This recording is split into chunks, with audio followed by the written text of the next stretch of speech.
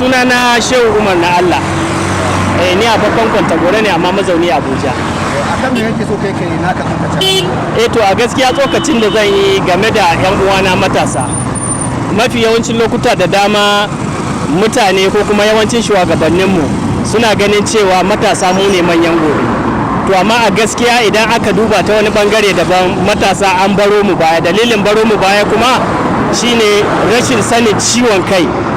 Musamman jama'a a yanzu ana faɗin matasa su ne kan gaba a fannin shaye-shaye da matasa suke yi. Wannan yana ɗaya daga cikin dalilin da yasa yawancin shugabanninmu ana cewa dattijawa ne ba sa son matasa su zo su mulki ƙasa.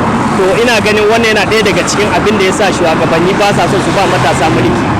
Ya kamata matasa musamman na ƙasar nan mu yi karatun tanatsu. Bangaren shaye-shaye ya kamata gaskiya mu daina, musamman mata mu koma makaranta.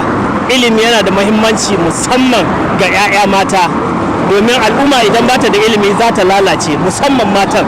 Idan muka nemi ilimi hakika za mu tsira daga wannan shari na shaye-shaye. Wannan kuma shine al'umma za ta yi alfahari da mu akan lallai mu ne matasa manyan gobe. Bayan haka mulki, game da wannan sha'anin mulki da ke tafiya a wannan lamari namu na yanzu, musamman shi shugaban kasa hakika yana kokari kwarai da gaske, shugaba Buhari, kuma ya dauki matasa ya tafi tare da su, domin a bayanan da yake a koda yaushe yana cewa yana alfahari da matasa su ne suka zaɓe shi.